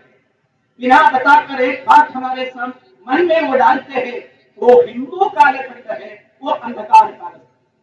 इस नॉट, हम हमारे हिस्ट्री बुक के इन बिटवीन लाइन्स पढ़ा है तो प्राचीन भारत की इतिहास अंधकार का कालखंड है। और मध्यकालीन यानी क्या है बताने की जरूरत नहीं, आप लोगों को मालूम है, मुगल कालखंड, मुस्लिम कालखंड। इसको उन्होंने दूसरा नाम दिया है, it's an era of transition और एरा ऑफ सिंथेसिस, यानी परिवर्तन का कालखंड। क्या परिवर्तन, अंधकार थे ना, आहिस्ते आहिस्ते प्रकाश लाने के लिए ये आए हुए ये आक्रांताओं ने हमको मदद की। ऐसा करते भारत के अंदर आधुनिक कविता, आधुनिक शिल्पकला, आधुनिक हस्तकला, ये सब लाया ये विदेशी आक्रांताओं ने। ये मुगल कालखंड में हमको ज्यादा परिवर्तन आना प्रारंभ किया, आहिस्ते आहिस्ते प्रकाश आना प्रारंभ किया। पूरा नहीं हुआ, पूरा कब हुआ, आधुनिक कालखंड, मॉडर्न हिस्ट्री। ये असल तो क्या है, ब्रिटिश कालखंड। उस समय हमको मॉडर्न एजुकेशन मिला, आधुनिक शिक्षा मिले, ये सबके कारण भारत आगे बढ़ा। इस प्रकार हिंदुओं के मन में, भारत के मन में एक प्रकार से खिन्नता थी, नीचता थी, बोध डालने के लिए हमारे यहाँ के इतिहास निर्मित है। इसलिए मैंने बताया इसका परिवर्तन लाने की आवश्यकता है। देखिए मध्यकालीन यानी भारत के अंदर कितने भी राजा थे, राजवंश थे। मैं जिस राज्य से आए थे, केरल, तमिलनाडु यानी दक्षिण में उस समय जो किंगडम्स थे, राजवंश थे, चोल, चेर, पांड्या करके राजवंश। आप में से कितने लोगों को मालूम है पता नहीं। चोल राजवंश लगभग 2000 साल भारत के अंदर सत्ता उन्होंने पालन किया। भारत के अंदर पहला नाविक सेना यानी नेवल फोर्स खड़ा करने वाले लोग चोल राज्य। इस चोल राज्य के मोस्ट इलस्ट्रियस किंग ऐसा कहते हैं, सबसे महत्वपूर्ण राजाओं में कुछ राजा, राज चोला, राजेंद्र चोला क्या किया, दक्षिण से वो आए गंगा में, काशी में आकर यहाँ से गंगा जल को लेकर एक सोने के बर्तन के अंदर भर के सर पर रखकर वापस दक्षिण में आकर पूरे दक्षिण देश में छिड़काया। इसलिए उस चोल राज का नाम है गंगे कोंडा चोला। तमिल भाषा में कोंडा यानी वहन करना, सर पे रखकर वहन करके गए हुए व्यक्ति। इसलिए उनके कैपिटल राजधानी का नाम भी उन्होंने बदल दिया, गंगे कोंडा चोलापुरम ऐसा नाम भी दिया। लेकिन आप में से कितने लोगों ने अपनी हिस्ट्री बुक में मिडिवियल पीरियड में चोल राजवंश के बारे में पढ़ा है? पढ़ने को नहीं मिलता। अहम राजवंश है असम का, अहम राजवंश मुगल आक्रांताओं को कितने बार हराने वाले अहम राजवंश। वहां के चक्रधर राजा, शक्ति राजा, उनके सेना नायक लाचित बड़फुकन जैसे लोगों के बारे में क्या है हमारे इतिहास के पुस्तक क्या लिखा है? इस इतिहास के पुस्तक में भारत में आए, भारत में आक्रमण करने के लिए कोशिश किए हुए डच फोर्स को, हॉलैंड के डच फोर्स को पूरी तरह हराने वाला वीर मार्तांड वर्मा के बारे में हम में से कितने लोगों ने इतिहास में पढ़ा है? मैं पूछना चाहता हूं, कितने लोगों ने पढ़ा? अगर हम इतिहास का एक क्वेश्चन पूछा है तो, एक सवाल पूछा है तो समझना पूछते हैं, which Asian country defeated a European country for the first time in the modern era? सामान्यतः क्वेश्चन आते हैं, आधुनिक काल में एक यूरोपियन शक्ति को पूरी तरह हराने वाले एक एशियन शक्ति कौन सा है ऐसा पूछा है तो सामान्यतः हिस्ट्री एमए वालों ने भी, क्यों एमए पढ़ने वाले विद्यार्थी को, अध्यापक लोगों ने भी उत्तर देंगे जापान रूस को हराया 1905 में, ऐसा उत्तर देंगे। लेकिन 1741 में 1741 में भारत के दक्षिण के ट्रावनकूर जैसे एक छोटे राज्य के राजा वीर मार्तांड वर्मा डच फोर्स को पूरी तरह नष्ट कर दिया। उनके सैनिकों को प्रिजनर्स बनाया, कैदी बनाया। केवल सामान्य सैनिकों को नहीं, उनके नेवल कमांडर जैसे लोगों को भी उन्होंने कैदी बना दिया। ऐसे इतिहास हम कहां पढ़ते? इस विदेशी आक्रांताओं के साथ विरुद्ध युद्ध किए हुए वेलु नाचियार जैसे वीर रानियों के बारे में हम कहां पढ़ते? इसके जगह पर हम क्या पढ़ रहे हैं? यानी पढ़ाने के लिए पुस्तक बनाकर रखा है। भारत के अंदर स्वतंत्रता संग्राम it was predominantly A north Indian affair. वो कहते हैं सामान्यतः भारत के स्वतंत्रता संग्राम यानी उत्तर भारत का एक बात है। आप लोगों को अच्छा लगता है, लेकिन मेरे जैसे व्यक्तियों को क्या लगेगा? मैं शौक से हूँ। उत्तर भारत, केवल भारत, ये विदेशियों के खिलाफ युद्ध किया है क्या? दक्षिण में भी किया था, दक्षिण में पहले किया, क्योंकि वो लोग पहले दक्षिण में आए थे, पाश्चात्य लोग। हाँ, मुस्लिम आक्रांताओं ने उत्तर में आए, डच, पुर्तगाल, ऐसे लोगों ने फ्रांस, इंग्लैंड, ये सब दक्षिण से आक्रमण किया। उनके खिलाफ युद्ध करने वाले कौन थे? ये लोग हमको सिखाते हैं, वो सामान्यतः पुरुष सवर्ण नगर केंद्रित लोगों ने किया है। क्या क्या बातें हमको सिखाते हैं? केवल पुरुष लोगों ने किया, इंग्लिश एजुकेशन मिले हुए लोगों ने किया, सवर्ण लोगों ने किया। बात सही है क्या? भारत के अंदर सबसे ज्यादा लंबे समय तक स्वतंत्रता संग्राम करने वाले समाज अगर देखा है तो लगभग सभी, मैं बता रहा हूं, लंबे समय तक किए हुए युद्ध सब वनवासियों ने किया है। पिछड़े हुए पर्सन्स ने किया, कृषकों ने किया है। इंग्लिश एजुकेशन बिल्कुल नहीं, पीढ़ी दर पीढ़ी में नहीं मिले हुए लोगों ने किया लंबे समय तक। मेरे केरल में कुरुचिया लोगों ने युद्ध किया 10-15 साल हमेशा। फिर वंश के लोगों ने किया। ओडिशा में पैकर रेवोल्यूशन किया। इन लोगों के खिलाफ युद्ध करने वाला जो नेतृत्व देने वाले लोगों ने कौन थे? मैं एक नाम उल्लेख किया भी, वेलु नाचियार। वेलु नाचियार एक महिला, एक रानी थी। वो राज करते थे शिवगंगा राज्य, तमिलनाडु के शिवगंगा। ब्रिटिश लोगों ने उनके ऊपर आक्रमण किया। उनके साथ ब्रिटिश को मदद करने वाला आर्कोट नवाब भी थे। आर्कोट नवाब दोनों मिलकर शिवगंगा के छोटे राज्य के ऊपर आक्रमण किया। लेकिन इतना जबरदस्त युद्ध वेलु नाचियार ने ब्रिटिश लोगों के खिलाफ, आर्कोट नवाब के खिलाफ युद्ध किया। अनेक बार पराजित किया, लेकिन फिर भी इंग्लिश लोगों ने नए हथियार लेकर युद्ध कर लिए। उस समय वेलु नाचियार और उनके सैनिक लोगों को लगा ये लोग कहीं से नया हथियार, नया बारूद लेकर आते हैं, इसको खत्म करने के लिए क्या कर सकते हैं। उस समय शिवगंगा के जासूसी एजेंसी के जो वरिष्ठ, उसके नेतृत्व देने वाली एक महिला नहीं कह सकती, एक लड़की थी। उनके नाम था कुइली। मुश्किल से 21-22 साल के। वो वंश भी अगर बताए तो सामान्यतः संघ के कार्यकर्ता लोग किसी का जाति नहीं बताते, लेकिन यहाँ बताने की जरूरत आ रही है, इसलिए बता रहा हूं। ये लेदर का काम, चमड़े का काम करने वाले लोगों के परिवार से जन्मे कुइली ऐसे एक धीर नेत्री।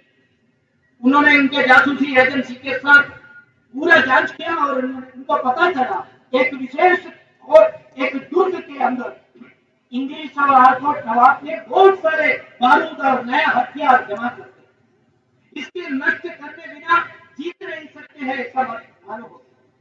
स्वयं कुइली ने तय किया ये करने के लिए। शरीर में पूरा घी और आज लगाने वाले सब प्रकार के चीज शरीर में, उसमें उन्होंने नहाया। और उसके बाद एक घोड़े के ऊपर एक बिजली जैसा, बाएं हाथ में एक मशाल तो एक दूसरे हाथ में एक खड्ग लेकर दुर्ग के जैसा उन्होंने खुद पड़े उस दुर्ग के अंदर और स्वयं शरीर को जला दिया, स्वयं स्फोट किया, स्फोटन हुआ और पूरा आर्ममेंट डिपो, आयुध का और भंडार पूरा उन्होंने नष्ट कर दिया। कितने इतिहास पुस्तकों में इस प्रकार की जानकारी हमको मिलती है, बताने के लिए हजारों बातें। पुर्तगाल के खिलाफ युद्ध करने वाले कर्नाटक के रानी अब्बर का ये सब कब हुआ था? 16वीं सदी में। 16वीं सदी में वेलु नाचियार तो 18वीं सदी में था, रानी अब्बर का तो 16वीं सदी का बात है। तो मेरी बात यह है, स्वतंत्रता संग्राम के सही इतिहास समाज के सम्मुख रखने की आवश्यकता है। इसकी वजह से भारत के अंदर एक नया शक्ति पैदा करने का एक सुअवसर हमारे सामने आ रहा है। इस दायित्व को लेकर आगे बढ़ने की आवश्यकता। इसके साथ साथ इस स्वतंत्रता संग्राम का मूल प्रेरणा क्या थी? वो मूल प्रेरणा छत्रपति शिवाजी का जो प्रेरणा, वेद काल से लेकर भारत के अंदर क्या प्रेरणा थी, उसी स्वत्व का प्रेरणा। छत्रपति शिवाजी चक्रवर्ती बनने के बाद, छत्रपति बनने के बाद उन्होंने एक घोषणा किया। वो घोषणा में वो कहते थे, अगर स्वतंत्र नहीं है तो जिंदगी का उद्देश्य भी उस व्यक्ति को मालूम नहीं है। तो we have to become free, हम स्वतंत्र होने की आवश्यकता है। स्वधि उनकी प्रेरणा। भारत के स्वतंत्रता संग्राम का भी मूल प्रेरणा केवल पॉलिटिक्स नहीं था। हमारे आज की स्थिति में सब विषयों में पॉलिटिक्स डालते हैं, राजनीति को डालने का विषय करते हैं। भारत के स्वतंत्रता संग्राम कम से कम केवल पॉलिटिकल नहीं था। महर्षि अरविंदो के नाम हम सभी लोग सुने होंगे। क्रांतिकारी भी थे, सन्यासी भी थे और कांग्रेस के अंदर भी काम किए। अंत में आध्यात्मिक चर्या में स्वयं समर्पित किया महर्षि अरविंदो। योगी अरविंद भारत के स्वतंत्रता संग्राम के एक दार्शनिक भी। अरविंदो ने एक बार बताया था कि स्वतंत्रता संग्राम में भाग लेने वाले युवा छात्राओं के सामने भाषण देने के समय उन्होंने बताया, वो भाषण अभी भी आपको ओपन डोमेन में मिलते हैं, एवेकनिंग इंडियन सोल्स ऐसा करके भारतीय आत्माओं को जगाने के लिए ऐसा हेडिंग से आपको मिलते हैं। उसमें वो बोलते हैं our task is not mechanical और पॉलिटिकल। हमारा जो कर्म केवल राजनैतिक नहीं है, यांत्रिक भी नहीं है, it is spiritual and moral. ये भारत की स्वतंत्रता संग्राम की विशेषता है। होने की आवश्यकता नहीं, मन में विकार भी नहीं। इसलिए वो पॉलिटिकली करेक्ट की बात बताने वाले व्यक्ति ने सही बात सही ढंग से बताते। इसलिए वो कहते थे भारत का धर्म यानी भारत का आंतरिक कंटेंट यानी सनातन धर्म है। सनातन धर्म, ये सनातन धर्म को क्षेत्र में, उद्योग के क्षेत्र में और साथ ही साथ पॉलिटिक्स में भी इस सनातन धर्म को लाने के लिए हम स्वतंत्रता संग्राम करते हैं। इससे भी ज्यादा सरल ढंग से, सटीक ढंग से स्वतंत्रता संग्राम की परिभाषा और कौन करते, कौन किए? तो स्वाभाविक मेन फोर्स बिहाइंड दिस स्वतंत्रता संग्राम। इसलिए महात्मा गांधी जी ने भी पहला उनके पॉलिटिकल एक ग्रंथ लिखा है तो वो हिंदू स्वराज। हिंदू स्वराज लिखकर उसमें भी अगर आप शुरू से लेकर अंत तक पढ़ा है तो भारत के सनातन धर्म के महत्व के बारे में, इसको इम्प्लीमेंट करने का विषय के बारे में, अलग अलग क्षेत्र में भी how to manifest that real culture tradition of this land. ये किया आप लोगों ने यहाँ उत्तराखंड में कुमेन एरिया में बागेश्वर क्षेत्र के सामने आए हुए हजारों लोगों को संगठित करते हुए बद्रीनाथ पांडे जी ने जो भाषण दिया है, वो भाषण लेकर पढ़ लीजिए, समझ में आ जाएगा क्या है हमारे प्रयास। सरयू नदी से बहावे बहने वाला सरयू नदी से पवित्र जल हाथ में लेकर प्रतिज्ञा संकल्प लिया, इससे आगे हम किसी गोरे चमड़े वाले व्यक्ति क्या लेगेज सर पे लिखेंगे नहीं। गोली उतार, वो संघर्ष इतना महत्वपूर्ण संघर्ष जीतने के पीछे भारत के स्वत्व का, नहीं तो सरयू नदी को पवित्र मानते हुए बागेश्वर मंदिर के सामने उत्तरायणी वो त्योहार के साथ साथ स्वतंत्रता संग्राम का क्या संबंध है? केवल पॉलिटिक्स है तो स्वाभाविक है। अनदर इंपॉर्टेंट उदाहरण बताकर मैं मेरा बौद्धिक समाप्त करूंगा। विषय तो एक प्रकार से विषय रखने वाले व्यक्ति को खींच कर जाने वाला विषय है, इसलिए ज्यादा हो रहा है। तो जब तक हमारे नहीं तो स्वत्व भारत के सिर पर जब तक प्रेरणा देते थे, उसी युद्धों में हम जीत लिए। भंग विरोधी आंदोलन के जीत के अलावा कौन सा उदाहरण हमको चाहिए? 1905 में बंगाल करके प्रेसिडेंसी को, स्टेट को, राज्य को उन्होंने पूर्व बंगाल यानी मुस्लिम बंगाल, पश्चिम बंगाल यानी हिंदू बंगाल इस रूप में इंग्लिश लोगों ने बांटा। हम इतिहास में पढ़ा है भंग के इतिहास। लेकिन हमने भंग जीत का, भंग विजय का, भंग जोड़ का इतिहास नहीं पढ़ रहे। 1905 नहीं 1992 हम पढ़ना चाहिए। 6 साल लगातार युद्ध करते हुए ब्रिटिश लोगों को हमने हराया। क्यों? उस समय वंदे मातरम मात्र सेंट्रल कोई भारत माता मूर्ति के रूप में हमको प्रेरणा देते थे। आपस में रक्षाबंधन राखी बांध करते हुए उसमें केवल हिंदू नहीं, मजहब के आधार पर हिंदू नहीं, सामान्य मुस्लिम लोग भी आपस में रक्षाबंधन बांध करते हुए वो संघर्ष आगे बढ़ाया। उन लोगों को भी मालूम है सांस्कृतिक दृष्टि पर हम हिंदू हैं, ऐसा उनको भी मालूम था। कुछ नेता लोगों को, सांप्रदायिक नेताओं को नहीं मालूम था। आगा खान जैसे, ढाका रावत जैसे लोगों ने भारत के अंदर आतंकवाद फैलाने के लिए कोशिश किया, लेकिन सामान्य मुसलमान ने कहा हिंदुओं के साथ रहकर युद्ध किया, सनातन धर्म के, हिंदुत्व के, भारतीयत्व के प्रेरणा लेकर। इसलिए उस संघर्ष का दूसरा नाम स्वदेशी आंदोलन था, तीसरा नाम वंदे मातरम आंदोलन था। 1911 में हम जीत लिया, पूरे तरह जीत लिया। भंग को उन्होंने निरस्त कर दिया ब्रिटिश लोगों ने। What was the situation of Britain at that time? Britain पूरे विश्व के सबसे ताकतवर स्ट्रॉन्ग राष्ट्र थे, सबसे शक्तिशाली। भारत के पॉलिटिकल मूवमेंट अगर देखा है तो इतिहास में आपको बताते हैं भारत के पॉलिटिकल पार्टी उतना शक्तिशाली नहीं थे, लेकिन सामान्य समाज हिंदुत्व को केंद्र बिंदु बनाते हुए युद्ध किया, इसलिए जीते। लेकिन 1911 से लेकर 1947 के बीच में क्या हुआ? एक छोटा नहीं है, बंगाल बहुत बड़ा प्रांत है, लेकिन फिर भी भारत से तुलना करने के समय बंगाल छोटा है। लेकिन बंगाल के विभाजन के विरुद्ध में पूरे भारत में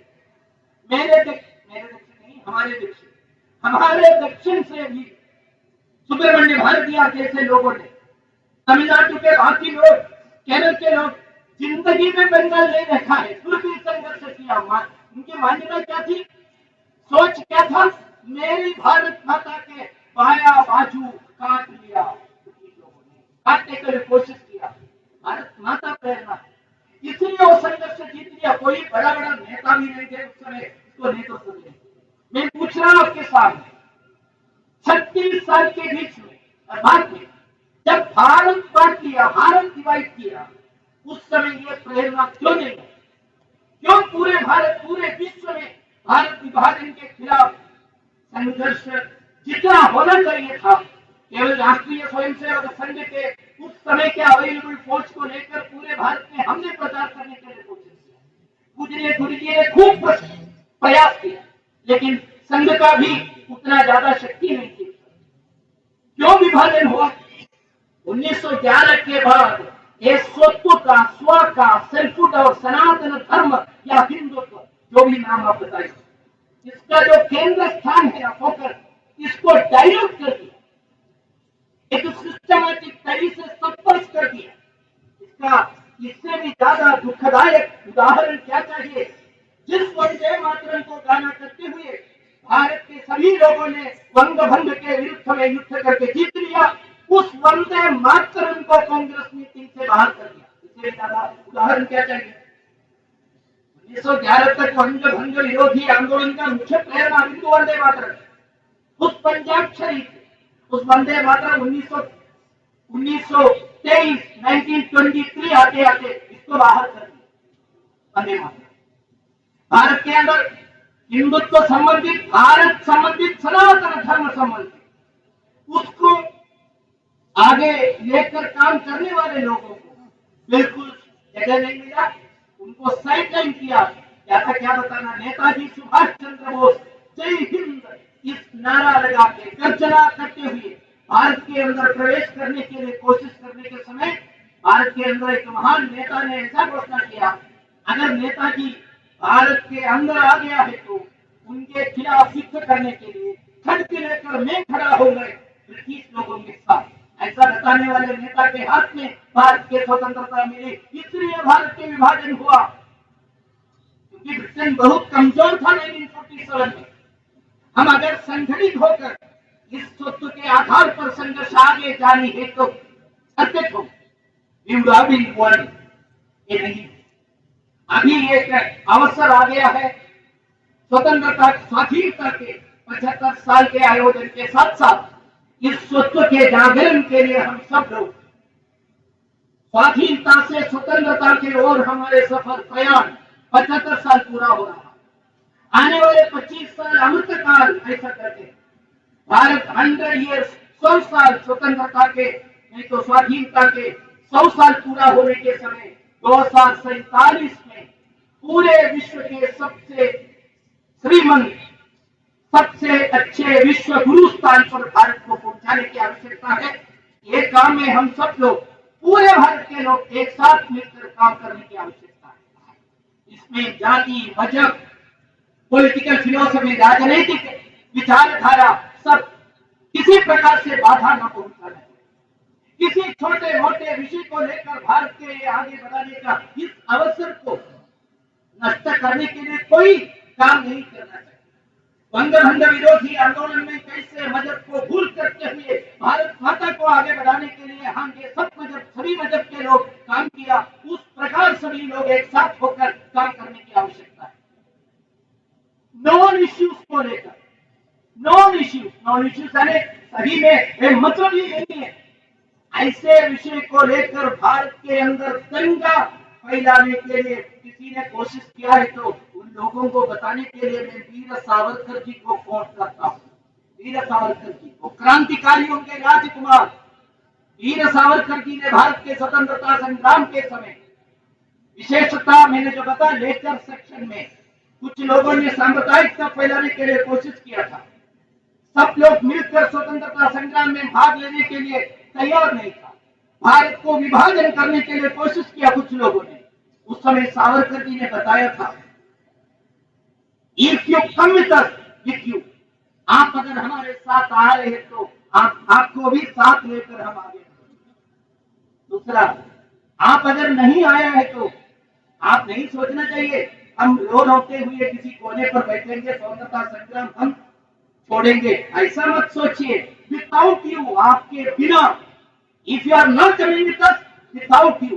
तीसरा भी एक बात बताया, मैं खुद से बताना चाहता हूं। सावरकर जी ने बताया था, if you are going to oppose us, अगर हमारे आगे बढ़ने के तरीका को, इस प्रयास को, इस सफर को रोकने के लिए कोशिश किया है तो इन स्पाइट ऑफ यू, हम आपको पीछे थके करते हुए, बाजू में थके करते हुए हम आगे बढ़ेंगे, भारत को, इस हिंदू राष्ट्र को विश्व गुरु पद पर ले जाएंगे। इसलिए सबसे अच्छी बात, हम सब मिलकर आपस में अलग अलग न होते हुए मजहब के नाम पर, क्योंकि राष्ट्र का विषय मजहब के ऊपर है, मजहब के ऊपर राष्ट्र सर्वोपरि होने की आवश्यकता है। राष्ट्रीय स्वयंसेवक संघ इसीलिए राष्ट्र को महत्व देती है, राष्ट्र को ही महत्व देती है। राष्ट्रीय स्वयंसेवक संघ का काम, यहाँ संघ शिक्षा वर्ग का निवेदन, उसका निवेदन करने के समय वर्ग कार्यवाह ने बताया आपके समूह यहाँ क्या क्या हुआ है। यहाँ तो केवल भजन कीर्तन हुए ऐसा नहीं होता है, शारीरिक केवल हुआ ऐसा धंधा नहीं केवल हुआ, यहाँ प्रात्यक्षिक हुए होंगे, लेकिन इसके अंदर जो शिक्षा दिया, पत्रकारिता का भी शिक्षा दिया, पर्यावरण को संभालने का विषय भी दिया था, स्वयं इस राष्ट्र को शक्तिशाली बनाने के लिए उद्योग के क्षेत्र में क्या करना चाहिए ये भी शिक्षा दिया। हमारे भारत के अंदर कुटुंबों को प्रबोधन करते हुए, यहाँ कुटुंब का विषय सब कुछ महाराज ने बताया है, परिवारों को शक्तिशाली बनाने का, कुटुंब प्रबोधन का भी काम है। संगीत समग्रता से इस समाज को देखने वाला एक ऑर्गेनाइजेशन है। इसलिए पूजनीय डॉक्टर साहब संघ संस्थापक ने अक्सर बताते थे, RSS is not an organization in the society, but an organization of the society. राष्ट्रीय स्वयंसेवक संघ समाज के अंदर का एक संगठन नहीं है, समाज का ही संगठन है, पूरे समाज। इसमें किसी भी मजहब के लोग, सभी लोग उसमें आते हैं। ये हमारी सोच है, मूल सोच। किसी को बाहर करने का तरीका हिंदुत्व में नहीं है, संघ में नहीं है। हिंदुत्व का मूल सोच का सबसे महत्वपूर्ण बात स्वामी विवेकानंद जी ने शिकागो में नवभारत सम्मेलन में बात करते हुए उन्होंने व्यक्त किया था। क्या बताया? देखिए, भारत के भाषा संस्कृत में एक्सक्लूशन के लिए एक ट्रांसलेशन है। एक्सक्लूशन शब्द किसी को बाहर करने का, यहाँ तो शब्द है इंक्लूशन का। भारत की किसी भाषा में एक्सक्लूशन शब्द नहीं, इसलिए सबको साथ में लेकर आगे बढ़ने वाला ये सोच है हिंदुत्व की। उसी सोच है राष्ट्रीय स्वयंसेवक संघ के। ऐसे राष्ट्रीय स्वयंसेवक संघ के अच्छे कार्यकर्ता बनकर जगह जगह पर हिंदू राष्ट्र की संगठित शक्ति इस पूरे समाज को साथ में लेकर आगे बढ़ने का काम हम सभी का है। एक छोटी सी बात बताकर मैं समाप्त करता हूं। जस्टिस केटी थॉमस सुप्रीम कोर्ट के जज, उन्होंने अभी एक इंटरव्यू दिया। उस इंटरव्यू में बताया भारत की शक्ति का 4 स्तंभ क्या है। भारत की शक्ति पहले बताया भारत के कॉन्स्टिट्यूशन, संविधान, हमारे संविधान हमारे शक्ति का मुख्य आधार है। दूसरा उन्होंने बताया भारत के लोकतंत्र, हमारे डेमोक्रेसी, महत्वपूर्ण लोकतंत्र। तीसरा उन्होंने बताया हमारे माइटी शक्तिशाली मिलिट्री। चौथा, लास्ट बट नॉट लीस्ट, गर्व के साथ केटी थॉमस मजहब के आधार पर कौन सी मजहब का है आप सभी को मालूम है, थॉमस नाम से आपको मालूम। उन्होंने बताया चौथा, भारत के आज के शक्ति का मुख्य कारण मैं बता रहा हूँ राष्ट्रीय स्वयंसेवक संघ और